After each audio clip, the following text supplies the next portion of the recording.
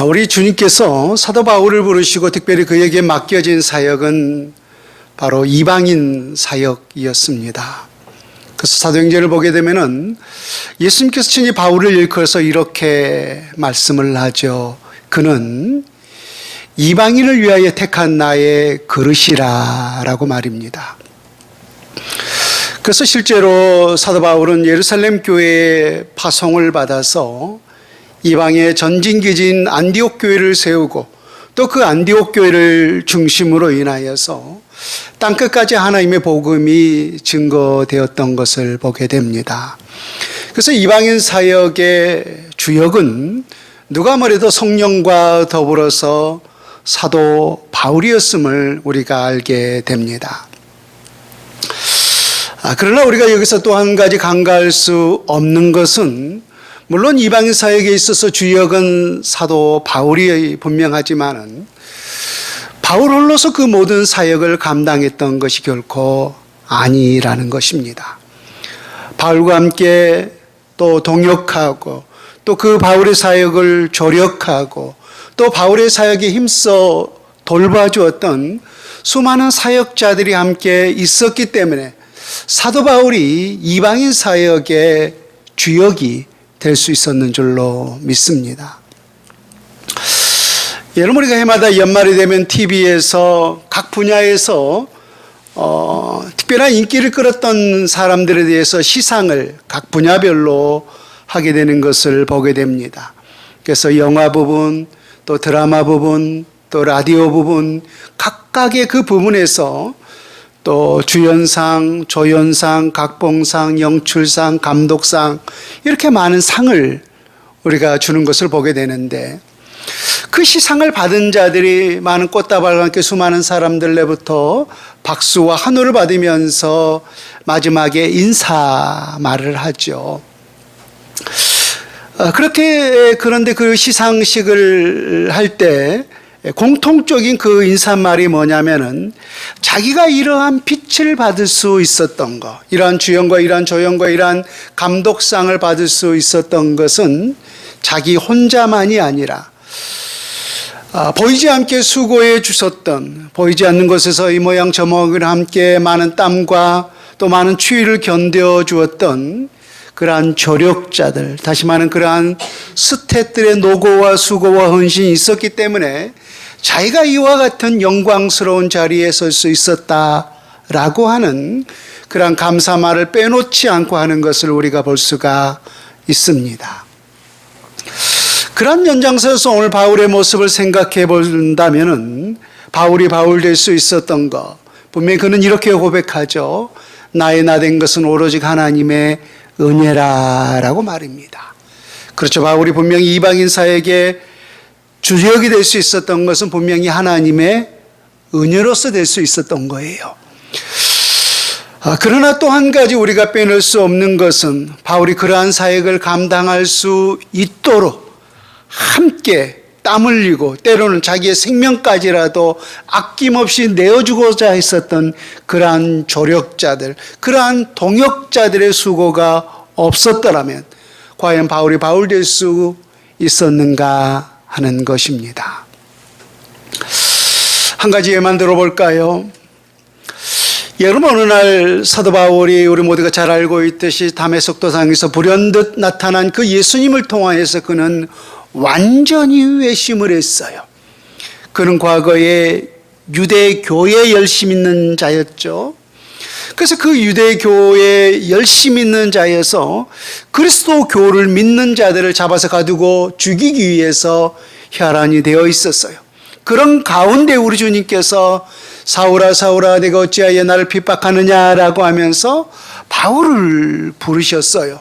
그래서 그는 극적으로 예수 그리스도를 믿게 되었고 또 극적으로 회심하게 되었던 거죠. 그래서 그가 예수 그리스도를 만나 회심하고 통하여서 이제 그리스도의 도를 믿는, 다시 말하면 사도들과 또 예수 그리스도인들과 더불어서 이 사역에 협력하려고 했을 때 안타까운 것은 아무도 그의 진정성을 믿어준 자가 없었다라는 거예요. 여러분 생각해 보세요. 며칠 전까지만 해도, 얼마 전까지만 해도 우리 그리스도인들을 잡아서 가두고 죽이고 혈안되었던 그 사람이 나 이제 예수님 믿었어, 나 회심해서 나 너희들과 한편이야 라고 했을 때 그 말을 믿어줄 수 있는 사람이 과연 얼마나 있겠는가 하는 거예요. 그래서 설마 저가 속임을 쓰는 것은 아닌가, 우리를 죽이기 위해서 우리에게 속임수를 쓰는 것은 아닌가라고 하면서 그의 이 회심의 진정성에 대해서 아무도 믿어주지를 않았어요. 여전히 의심의 눈초리가 가득했던 것입니다. 그러했을 때, 그러한 위치에 있었을 때 그 바울의 손을 붙잡고 그의 그 회심의 진정성을 믿어주면서 사도들과 함께 사역을 협력하고 우리 모든 그리스도인들과 함께 이 모든 사역을 협력할 수 있도록 그의 손을 붙잡아줬던 자가 누굽니까? 바나바였죠. 바나바였어요. 또 특별히 바나바와 함께 예루살렘 교회에서부터 파송을 받고 안디옥 교회를 중심으로 인하여서 이방인 사역을 바나바와 또 함께 하지 않았습니까? 그러니까 바나바와 같은 그러한 동역자가 없었더라면, 바울을 돕는 그러한 사역자들이 주위에 없었더라면 과연 바울이 바울 될 수가 있었는가 하는 거예요. 특별히 이방인 사역에서 신실한 동역자들이 바나바에도 많이 있었는데, 마가가 있었고 또 누가가 있었고 또 바울을 통하여서 친히 사역자로 길러낼 수 있었던 디모데가 있었고 또 디도가 있었던 것을 보게 됩니다. 그런데 오늘 사도 바울이 로마서를 끝맺으면서 바울과 함께 사역했던 신실한 한 동역자 가정을 소개하고 있는데, 우리가 너무나 잘 알고 있는 브리스가와 아굴라 부부였어요. 오늘 본문 3절에 보면은 이들 향해서 이렇게 기록하고 있습니다. 너희는 그리스도 예수 안에서 나의 동역자들인 브리스가와 아굴라에게 문안하라. 특별히 오늘 이 브리스가와 아굴라를 일컬어서 사도 바울이 뭐라고 표현했냐면은 나의 동역자라고 표현했어요. 나의 신실한 동역자라고. 그래서 우리가 성경을 보게 되면은 사도 바울이 나의 동역자라고 표현한 사람이 그리 많지 않아요. 방금 전에도 말했지만은 마가를 일컬어서, 또 디모데를 일컬어서, 디도를 일컬어서, 또 누가를 일컬어서 나의 동역자라고 했어요. 근데 마가, 누가, 디도, 디모데 이런 사람들은 오늘의 입장에서 보면 어떤 사람입니까? 소위 다 목회자들이죠. 그러니까 바울과 같은 그러한 위치 선상에 있었던 목회자들이에요. 그래서 우리 목회자들도 같은 목회자들끼리 우리가 나의 동역자라고 하는 이런 표현을 하지 않습니까? 근데 어찌 보면 이 브리스가와 아굴라 부부는 목회자가 아니라 소위 평신도 사역자들이었어요. 그래서 어찌 보면 이 평신도 사역자들 향해서 사도 바울이 나의 동역자라고 표현한 것은 이 브리스가와 아굴라 부부가 처음이자 마지막이 아닐까라고 하는 생각이 들어요. 중요한 것은 사도 바울이 아무나, 특별히 목회자들 외에 나의 동역자라고 하는 표현을 하지 않았는데, 이 브리스가와 아굴라, 이들은 평신도 사역자들이었지만 그럼에도 불구하고 이들을 향해서 사도 바울이 나의 동역자라고 하는 표현을 썼다라는 거예요. 그러한 표현을 우리가 통해서 생각해 볼 수 있는 것은 이들이 얼마나 신실한 바울의 조력자였고 또 동역자였는가를 우리가 알 수 있는 대목이라는 생각을 해보게 됩니다. 여러분, 사도 바울이 브리스가와 아굴라를 일컬어서 그는 나의 동역자라고 했는데, 그러고 본다면 바울은 실상은 누구의 동역자예요? 물론 브리스가와 아굴라의 동역자도 되지만은 사도 바울의 실제적인 동역자는 예수 그리스도죠.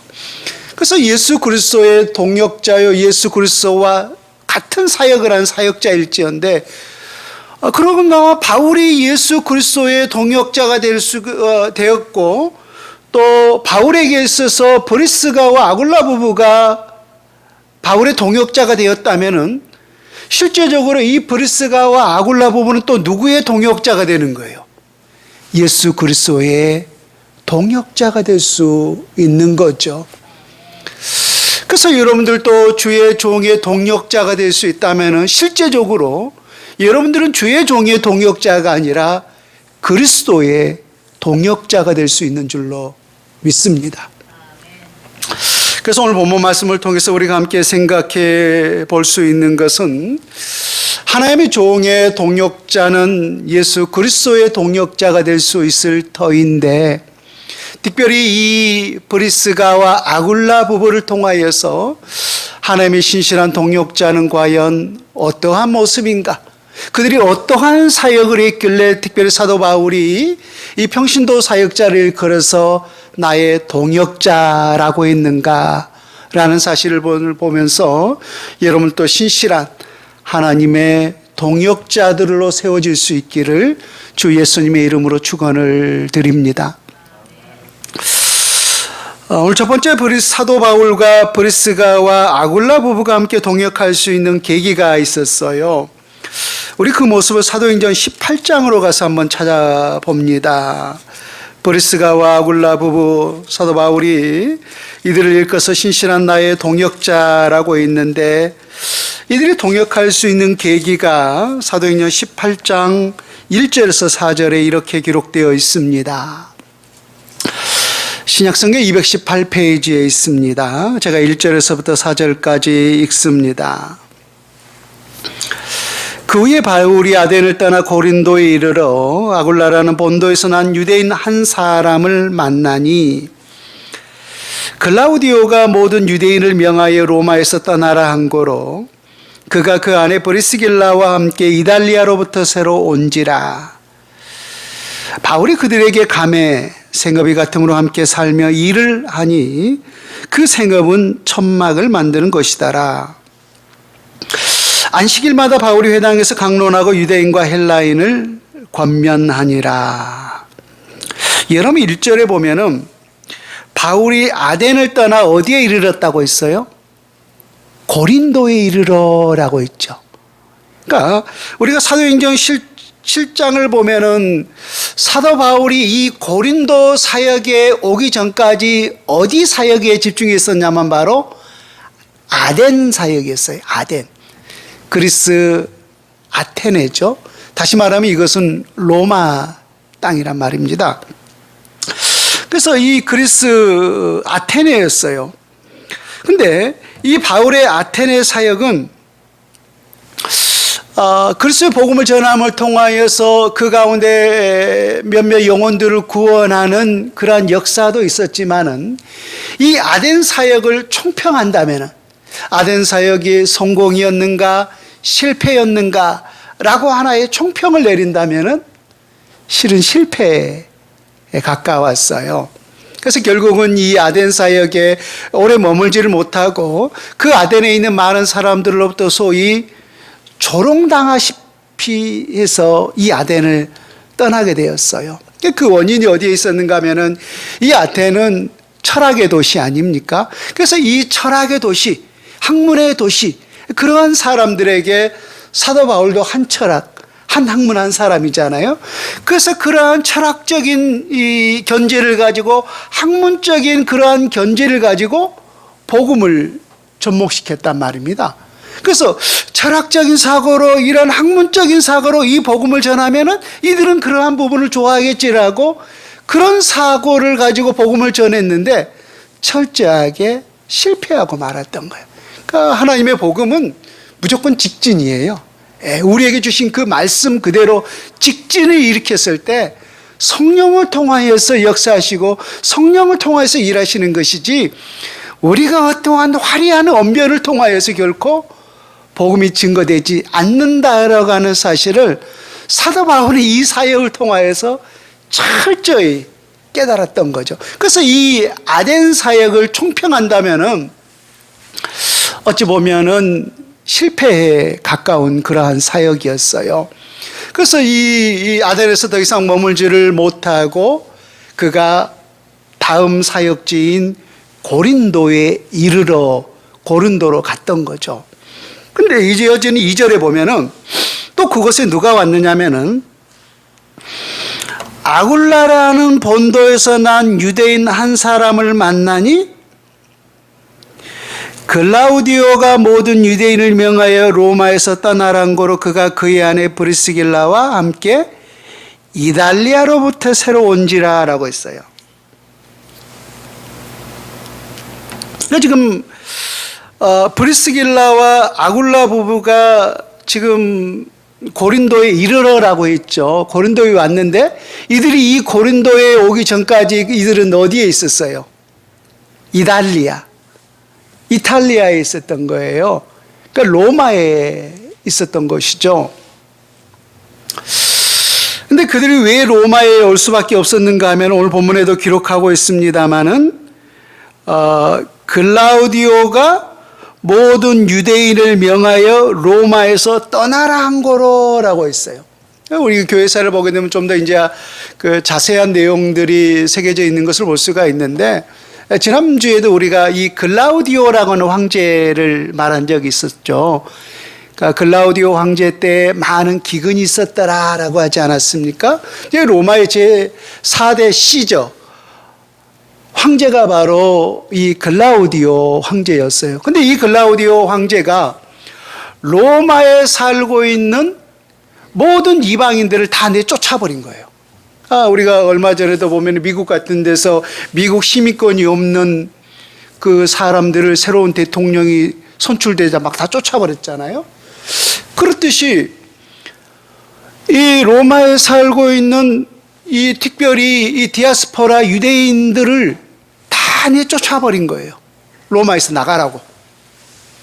그 원인이 어디에 있었는가? 뭐 자료들을 보니까 여러 가지 원인이 있었습니다만은 이 공통적인 원인을 본다면은 그 로마의 큰 하나의 어떤 폭동이 일어났었는데 그 폭동의 원인을 우리 그리스도인들로 몬 거예요. 그러니까 그리스도인들이 이러한 종교적인 일들로 인하여서 폭동을 일으킨다라고 생각하여서 특별히 로마에 살고 있었던 약 2만여 명이 넘는 이 유대인 그리스도인들을 다 내쫓아버린 거예요. 그래서 이 브리스길라와 아굴라 부부가 전에는 이 이달리아 로마에 머물고 있었는데 이 글라우디오 황제의 칙령을 통하여서 다 내쫓아버리니까 이들이 어디로 간 거예요? 마침 고린도에 온 거예요. 근데 아까 누구도 그곳에 왔어요. 바울도 고린도에 오고 또 누구도 브리스가와 아굴라도 역시 고린도에 오게 되었던 거예요. 근데 또 둘이 만나게 된 하나의 계기가 있었는데 그 유대인들은 참 지혜로운 게 그들의 생업을 개척할 수 있도록 자기 자녀들에게 항상 하나의 어떤 기술들을 가르치는 그런 교육이 있었어요. 그래서 누구든지 어떠한 부분의 전문적인 분야가 다 있었어요. 유대인들은. 근데 이 브리스길라와 아굴라는 어떠한 기술을 가지고 있어요? 천막 깁는 게, 장막을 만드는 기술을 가지고 있었어요. 근데 사도 바울도 지금 어떠한 기술을 가지고 있었어요?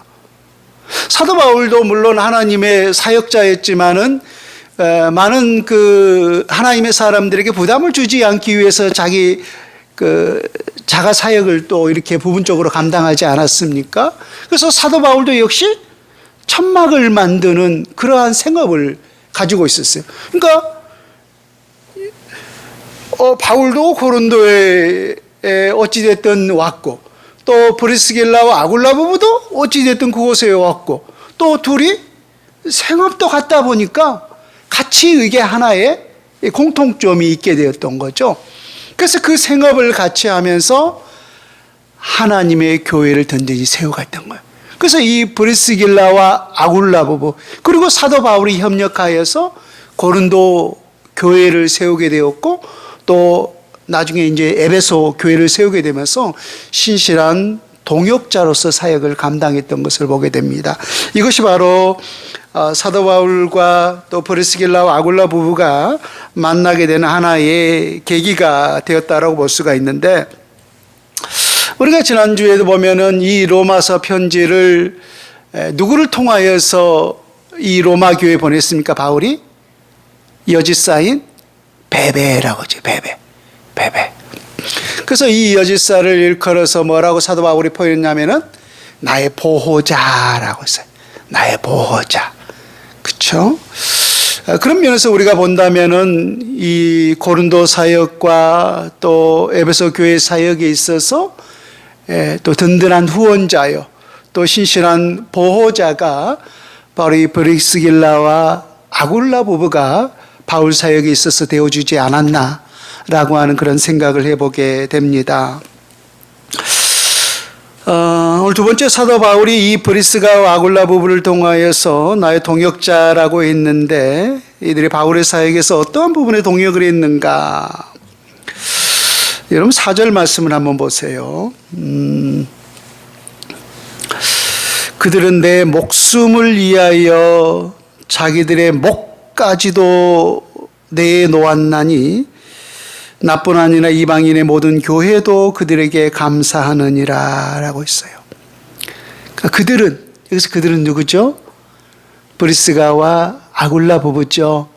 그 부부가 내 목숨을 위하여, 바울의 목숨을 위해서는 자기들의 목까지도 내놓았다라는 거예요. 우리가 그 고린도후서 11장에 보면은 사도 바울이 복음을 전하다가 당했던 이 고난에 대해서 이렇게 서술을 하고 있지 않습니까? 옥에 갇히기도 하고 또 수없이 많은 매도 맞고 또 여러 번 죽을 고비를 넘겼나니라고 하면서 하나님의 복음을 전하다가 당했던 그 고난을 좀 장황하게 서술하고 있는 것을 보게 되는데, 실제적으로 바울이 어떠한 그 죽음의 위협, 죽음의 그 고비 속에 있었을 때 이 브리스가와 아굴라 부부가 그 죽을 생명에서 구해 주었는지, 이건 가정이에요. 주었는지, 아니면은 정말로 어떤 비유적으로 자기의 생명까지라도 내어놓을 만큼 그렇게 그냥 충성하는 그 모습을 표현했는지, 이것은 정확히 알 수가 없어요. 왜? 성경이 말하고 있지 않기 때문에. 무엇 때문에 이런 표현을 했는가라고 아무리 많은 자료를 찾아봐도 정확히 알 수가 없었습니다. 그래서 어떠한 부분에 있어서 이렇게 했는지는 우리가 정확한 내용은 구체적으로 알 수 없는 것이 사실이지만은, 지금 이 말을 누가 하고 있는 거예요? 브리스가와 아굴라 부부가 하고 있습니까? 아니면은 그러한 충성을 받았던 사도 바울이 하고 있습니까? 사도 바울이 하고 있는 거잖아요. 또 여러분, 특별히 우리가 아무리 그 누군가에게 우리가 충성을 한다 할지라도, 열심을 다한다 할지라도, 내가 저 사람을 위해서라면은 설령 빈말이라도, 진심이 아니라 빈말이라도 내 목이라도 내가 내어놓겠습니다 라고 하는 말을 우리가 쉽게 가히 수가 있겠는가 하는 거예요. 그렇죠? 설령 우리가 빈말이라도 내가 내 목이라도 내어놓을 만큼 내가 당신에게 충성하겠습니다라고 하는 말을, 이건 쉽게 할 수 없는 내용이에요. 그러니까 더더구나 지금 사도 바울이 그렇게 충성했던 그 브리스가와 아굴을 향해서 그들은 나를 위해서라면 자기들의 목까지도 내어놓았다라고 하는 그런 사실을 보았을 때, 이 브리스가와 아굴라 부부가 얼마나 사도 바울에게 있어서 신실한 동역자였는가라고 하는 사실을 이 표현 하나만으로도 충분히 저는 증거가 될 수 있다라고 하는 생각이 듭니다. 여러분, 성경 한 군데를 한번 찾아봐요. 사무엘하 23장이에요. 구약 성경 505페이지 여간에 있는데요. 사무엘하 23장 17절에서 13절부터 17절까지 말씀. 지금 이 내용은 다윗의 부하들이, 다윗의 신실했던 그 충성스러운 부하들이 목숨을 걸고 베들레헴에 우물물을 떠다가 지금 다윗에게 바치는 그 내용이에요. 구약성경 505페이지 여간에 사무엘하 23장 13절에서 17절 말씀 봅니다. 또 30두목 중 세 사람이 곡식 뺄 때에 아들람 굴에 내려가 다윗에게 나아갔는데 그때 블레셋 사람의 한 무리가 르바임 골짜기에 진쳤더라. 그때 다윗은 산성에 있고 그때 블레셋 사람의 요새는 베들레헴에 있는지라. 다윗이 소원하여 이르되 베들레헴 성문 곁 우물물을 누가 내게 마시게 할까 하매 세 용사가 블레셋 사람의 진영을 돌파하고 지나가서 베들레헴 성문 곁 우물물을 길어가지고 다윗에게로 왔으나 다윗이 마시기를 기뻐하지 아니하고 그 물을 여호와께 부어드리며 이르되 여호와여, 내가 나를 위하여 결단코 이런 일을 하지 아니하리이다. 이는 목숨을 걸고 갔던 사람들의 피가 아니니까 하고 마시기를 즐겨하지 아니하니라. 세 용사가 이런 일을 행하였더라. 지금 다윗이 왕으로 있는 이스라엘과 블레셋 사이에 지금 전쟁을 하기 위해서 진을 치고 지금 접전하고 있는 그런 상황이에요. 그런데 지역적으로 본다면은 지금 다윗의 군사, 다윗의 진영은 아둘람 군이라는 그 지역에 진을 치고 있고, 지금 이 블레셋 군대는 베들레헴이라는 그 지역에 서로 진을 치고 지금 싸울 준비를 하고 있어요. 근데 지금 그 베들레헴 땅은 다윗에게 어떠한 땅이에요? 자기의 고향이잖아요. 자기 고향이에요. 그래서 자기는 어려서부터 이 다윗이 목동 아니었습니까? 그래서 목동으로서 살아왔던 그 고향이 바로 베들레헴이에요. 근데 지금 그 진을 누가 치고 있는 거예요? 블레셋 군대가 그 진을 치고 있었던 거예요. 근데 잠깐 우리도 때때로 이렇게 바쁘다 보면 일정 뭐 또 이렇게 추워지는 그런 계절이 되면은 문득 우리 고향 생각이 나지 않습니까? 그래서 저도 얼마 전에도 내 고향 가고 싶다라고 하는 그런 생각이 들었는데, 아마 이 정신 나간 다윗이, 이렇게 말해도 되나? 하여튼 이 정신 나간 다윗이 순간에 이 전쟁 중에 자기 고향 생각이 났던 것 같아요. 그래서 그 어렸을 때 그 베들레헴, 지금 적진들이 치고 있지만은 저 멀리 보이는 그 베들레헴 땅에서 어려서 양치기로서 목동들과 함께 살아갔던 삶, 또 그 우물물에서 그 양들을 먹이고 또 자기도 마셨던 그러한 생각이 문득 떠올라서 자기 스스로 이런 고백을 한 거예요. 저 베들레헴의 우물물을 누가 나로 하여금 마시게 할까라고 했던 거예요. 그 순간 그 고향 생각이 젖어서 그 베들레헴에 우물물을 먹고 싶었던 그 고백을 자기도 모르게 한 거예요. 근데 그 이야기를 누가 들었던 거예요? 충성스러운 세 명의 신하가 그 이야기를 듣던 거예요. 그리고 나서 지금 그 베들레헴은 지금 누가 진을 치고 있어요? 블레셋 군대. 적들이 지금 진을 치고 있잖아요. 근데 그 적진을 뚫고 들어가서 그 베들레헴의 우물물을 길어다가 누구에게 바친 거예요? 다윗 왕에게 바쳤던 거예요. 그러니까 다윗이 그 우물물을 받아들고 그 우물물을 마시려고 하자 지금 누가 생각난 거예요? 그 충성스럽게 지금 적진을 뚫고 들어갔다라고 하는 것은 지금 생명 걸고 또 물 아니겠습니까? 그 물을 마실 수가 없었던 거예요. 이건 물이 아니라 이건 피였던 거예요. 왜? 생명을 걸었기 때문에. 이것은 물이 아니라 실제적인 피였던 거예요. 그래서 내가 어찌 이 물을 마실 수가 있겠습니까? 어찌 내가 이 피를 마실 수가 있겠습니까? 라고 하면서 그 물을 누구께 부어드렸어요? 여호와께, 하나님께 그 물을 부어드렸던 것을 보게 됩니다. 여러분, 여전히 지금까지도 이스라엘 백성들에게서 최고의 성군은 다윗 왕으로 알려져 있습니다. 근데 다윗이 다윗 될 수 있었던 거, 물론 하나님의 은혜이지만은, 그러고 본다면은 그렇게 성군으로 알려질 수 있었던 것은 그 밑에서 보이지 않게 정말로 자기의 생명까지라도 내어드릴 만큼, 자기의 주군을 위해서라면 자기의 생명까지라도 내어드릴 만큼 그런 충직스러운 부하들이 있었기 때문에 그러한 성군이 될 수 있었지 않았나라고 하는 것입니다.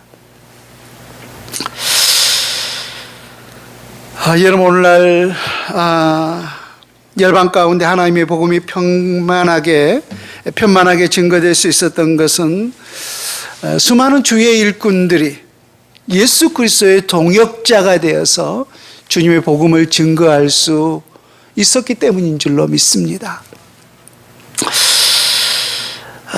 우리 모든 인간에게 있어서 여러분, 최고의 값진 것, 가장 귀한 것이 제가 늘 생명이다라고 여러분들에게 말씀을 드렸습니다.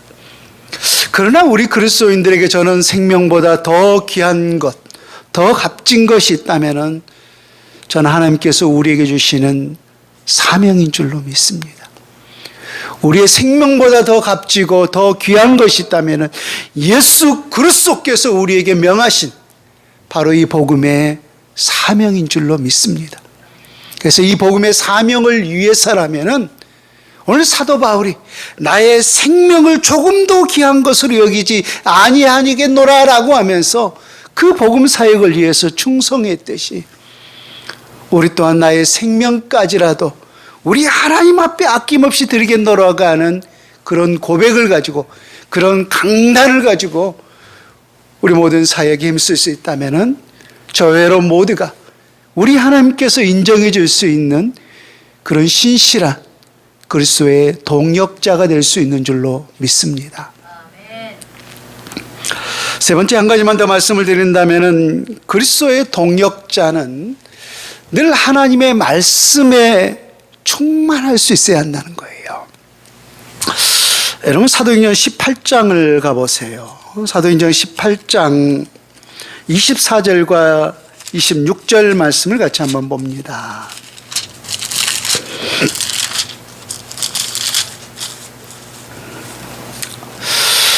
신약성경 219페이지 어간에 있는데요. 사도행전 18장 24절에서 26절 말씀 제가 읽습니다. 알렉산드리아에서 난 아볼로라는 유대인이 에베소에 이르니 이 사람은 언변이 좋고 성경에 능통한 자라. 그가 일찍이 주의 도를 배워 열심으로 예수에 관한 것을 자세히 말하며 가르치나 요한의 세례만 알 따름이라. 그가 해당에서 담대히 말하기를 시작하거늘 브리스길라와 아굴라가 듣고 데려다가 하나님의 도를 더 정확하게 풀어 이르더라. 아멘. 우리가 어떤 학문에 대해서 깊이 아는 사람, 또 그 분야에 대해서 아주 전문적인 사람을 일컬어서 이 사람은 이 분야의 석학이다, 뭐 그런 표현을 우리가 할 때가 있어요. 그러고 본다면은 하나님의 성경에 대해서, 그 성경적인 그 전문 분야에 대해서 석학을 말한다면은 아볼로를 들 수가 있을 것입니다. 오늘 본문에도 기록하고 있습니다만 이 아볼로에 대해서 이 사람은 언변이 좋고 성경에 능통한 자라라고 기록하고 있어요. 그래서 대단한 성경의 신학자가 바로 이 아볼로였어요. 그래서 이 아볼로가 이 유대인의 해당에서 하나님의 백성들을 모아놓고 소위 이 성경 강해를 하지 않았습니까?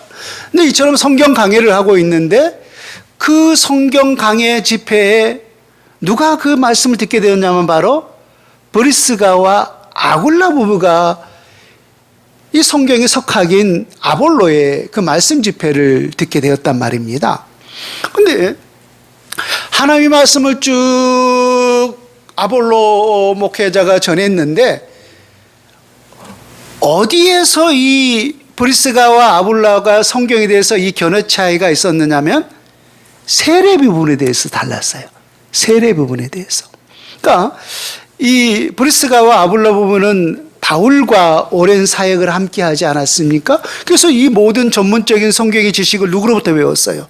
사도 바울로부터 배웠던 거죠. 근데 서로 다른 이 신학적인 성경에 대해서 견해가 있었는데 세례 부분이라고 있는데 이 아볼로의 세례관은 어디에 그쳤었냐면 바로 세례 요한의 세례만 할 뿐이었어요. 세례 요한의. 그러니까 우리 모두가 반드시 이 세례 요한이 베풀었던 그 침례, 그 세례를 받아야 됩니다. 뭐 정확히는 모르겠지만 이 세례를 받아야만이 구원에 이르습니다 라고 했겠죠. 근데 그것이 맞아요, 틀려요? 틀린 부분이에요. 실제적으로 그 세례 요한의 그 세례는 무슨 세례를 나타내기 위한 하나의 표적이었어요? 성령 세례죠. 성령 세례. 성령 세례. 성령 세례를 나타내고 성령 세례를 보여주기 위한 하나의 표적적인 운이 눈에 보이는 세례였던 거예요. 그래서 진짜 세례는 바로 성령 세례가 참된 세례였던 거죠. 근데 지금 아볼로 이 성경 강해자는 그것에 대해서 여전히 깨닫지를 못하고 바울로부터 배웠던 이 브리스가와 아굴라 부부는 그 사실을 알고 있었던 거예요. 그래서 가만히 이 아볼로 강사를 자기 집에 초청하여서 겸손하게 우리가 바울로부터 배웠는데 이 세례 요한의 이 침례만 아는 이것은 부분적인 것입니다.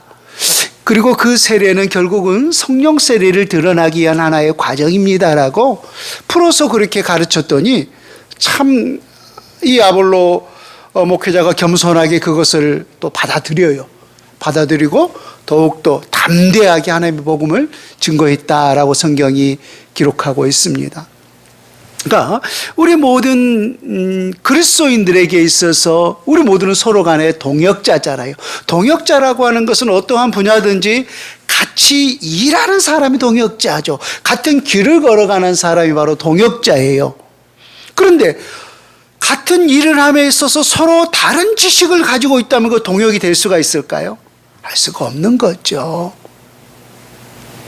우리 모든 그리스도인들에게 있어서 우리 모두가 같은 동역자일지언데 우리 모두가 함께해야 할 올바른 지식이 뭐예요? 올바른 하나님의 말씀이잖아요. 성경에 대해서 우리가 다른 견해를 가지고 있다면 함께 갈 수가 없는 거죠. 물과 기름이 섞일 수 없듯이 성경에 대해서 서로 다른 견해를 가지고 있다면 같은 동역자가 될 수 없는 거예요. 그래서 무엇보다 우리가 하나님 안에서 같은 길을 가기 위해서 같은 동역을, 같은 사역을 이루기 위해서는 하나님의 말씀에 충만해야만이 그 말씀에 우리 모두가 서로 일치를 이루고 함께 갈 수 있는 것이죠. 말씀이 다르면 우리는 서로 함께 할 수가 없는 거예요. 그런 면에 있어서 오늘 이 브리스가와 아굴라 부부가 바울의 신실한 동역자가 될 수 있었던 것은 무엇보다 그는 하나님의 말씀에 전문적인 지식을 갖추고 하나님의 말씀에 충만한 사람이었다라는 것입니다. 그래서 우리 모두가 예수 그리스도의 온전한 동역자로서 사역자로서 이 시대 속에서 우리가 그 사명을 함께 감당하기 위해서는 말씀에 대해서도 우리가 전문적인 지식을 갖출 수 있어야 한다는 거예요. 그래야만이 예수 그리스도의 신실한 동역자가 될 수 있다라는 것입니다. 오늘 말씀 맺으면서 두 가지를 정리합니다. 사도 바울이 브리스가와 아굴라 부부를 일컬어서 나의 동역자라고 했어요. 근데 그 의미 안에는 그리스도를 위해서라면 자기 목숨까지라도 바칠 수 있는 그런 강단의 사명의식이 첫 번째 있어야 하고 두 번째는 성경의 올바른 지식을 가지고 있어야 한다는 거예요. 그래야만이 우리 모두가 그리스도의 신실한 동역자로 설 수가 있다라는 거죠. 이러한 부분들이 여러분 모두에게 충만함을 통하여서 우리 하나님이 정말로 인정해 줄 수 있는, 우리 주님께서 여러분들의 이름을 부르면서 너는 나의 동역자야, 너는 나의 신실한 동역자야 라고 친히 불러줄 수 있는 그런 하나님의 신실한 동역자로 설 수 있기를 주 예수님의 이름으로 축원을 드립니다. 아멘.